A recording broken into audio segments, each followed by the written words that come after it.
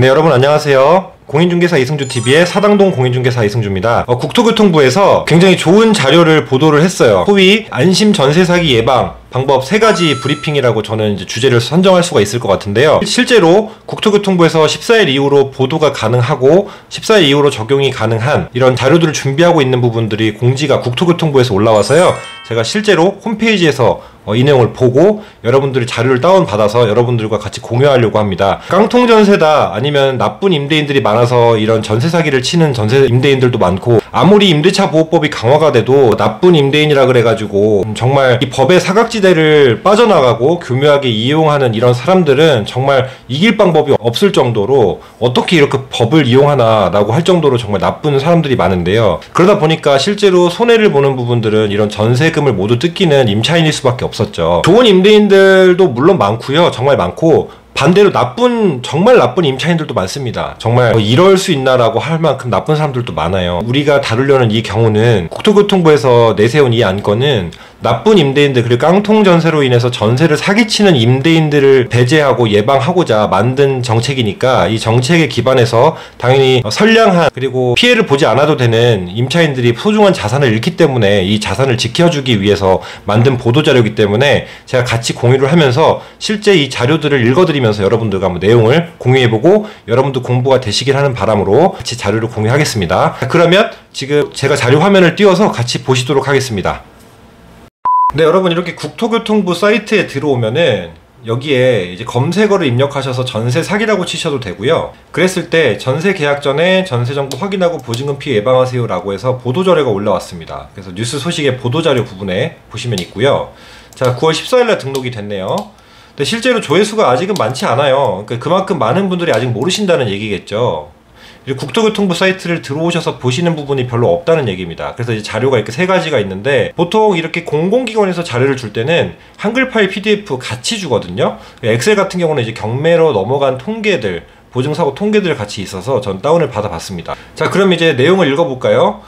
국토교통부 장관, 원희룡 장관이죠. 예전에 이제 전국 수능 1등으로 유명한 이분이신데, 전세보증금 미반환 피해를 예방할 수 있도록 임대차 계약을 체결할 때 활용할 수 있는 지역별 전세가율 보증사고 현황, 경매 낙찰 통계 정보를 제공한다. 되게 좋은 방안인 것 같아요. 이거는 사실 저도 예전부터 많이 생각을 했던 건데, 자, 전세 사기 피해 방지 방안의 후속 조치라고 하고요. 총 3가지네요. 3가지가 맞죠.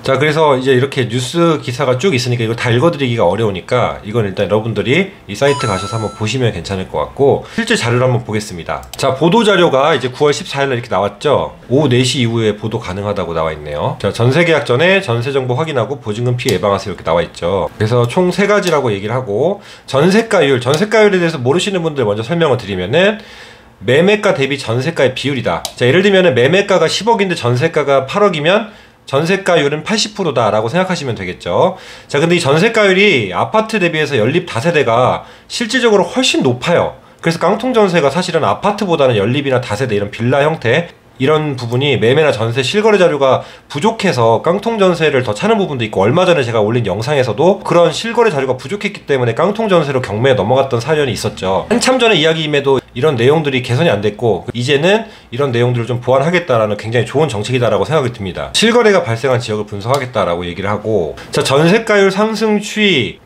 최근 시장 동향을 확인할 수 있도록 1년이나 3개월의 전세가율을 제공한다. 굉장히 좋은 것 같습니다. 자, 이러면 시세도 어느 정도 파악을 할 수가 있고 기본 데이터베이스가 쌓일 수가 있겠죠. 자, 전세가율이 높을수록 전세보증금을 돌려받지 못할 우려가 크므로 해당 지역에 참고할 필요가 있다. 너무 좋은 얘기입니다. 정말 추천한 얘기고요. 자, 한국부동산원에 따르면은 전세가율이 아파트의 경우는 74.7, 이거는 이제 전국이기 때문에 전세가율은 아파트의 경우에는 74.7, 수도권, 비수도권 이렇게 돼 있죠. 이게 그러니까 평균을 낸 건데, 비수도권이 아무래도 매매가 대비 전세가율이 훨씬 높기 때문에 평균을 냈으면 훨씬 올라가겠죠. 자, 연립 다세대 같은 경우는 83%예요. 엄청 높죠. 그러니까 여기서 이제 근저당이나 다른 기타 설정이 또 돼 있거나 임대인이 국세를 미납했거나 이러면은 경매가 넘어가면은 낙찰가율이 낮기 때문에 아무래도 100% 시세 대비 100%를 다 받을 수 없기 때문에 아파트입의 다소 높은 경향 때문에 이제 역전세가 나거나 깡통전세가 되면은 경매로 돈을 못 받는다는 얘기가 나오는 겁니다. 자, 강서구 깡통전세 엄청나게 유명하죠. 금천구 오히려 더 높네요.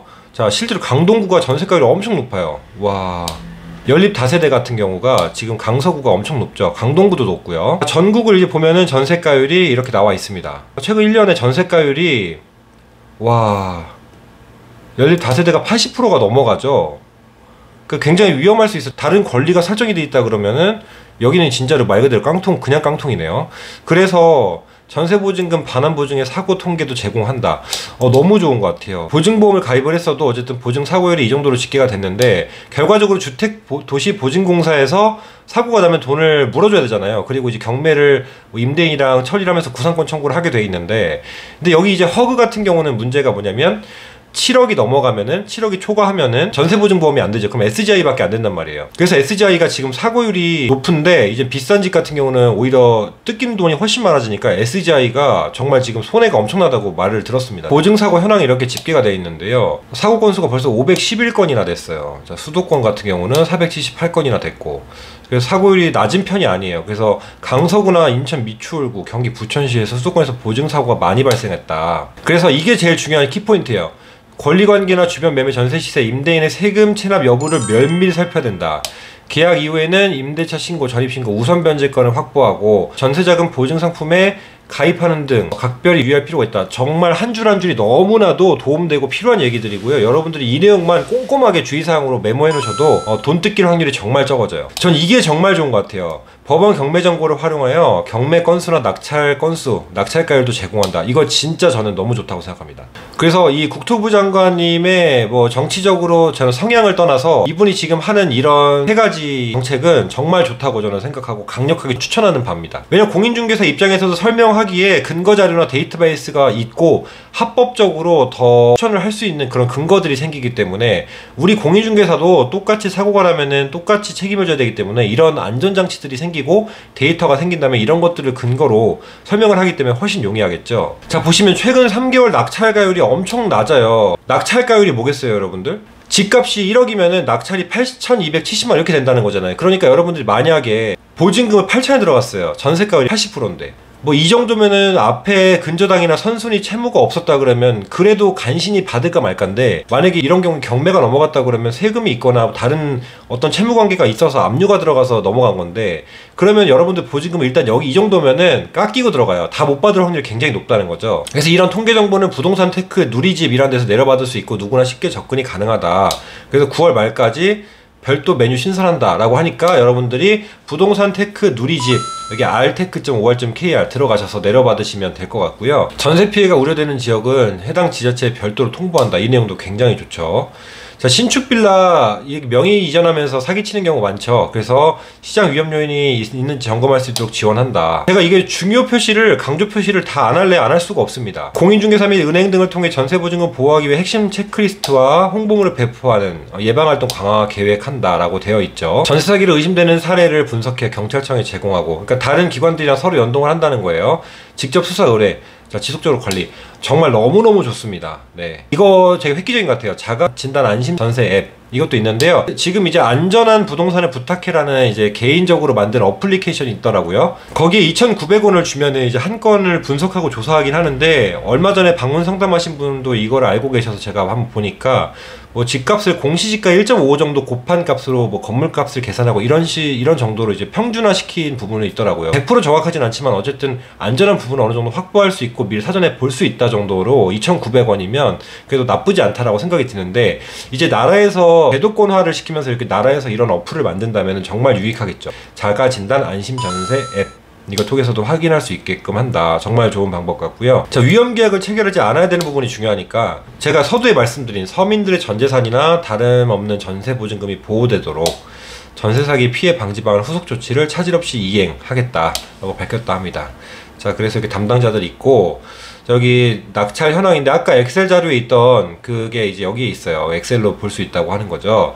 그래서 전세가율이 지금 아파트 연립 다세대 이렇게 나눠져 있고, 경매 낙찰가율을 보면은 지금 이렇게 굉장히 전국 평균이 굉장히 높습니다.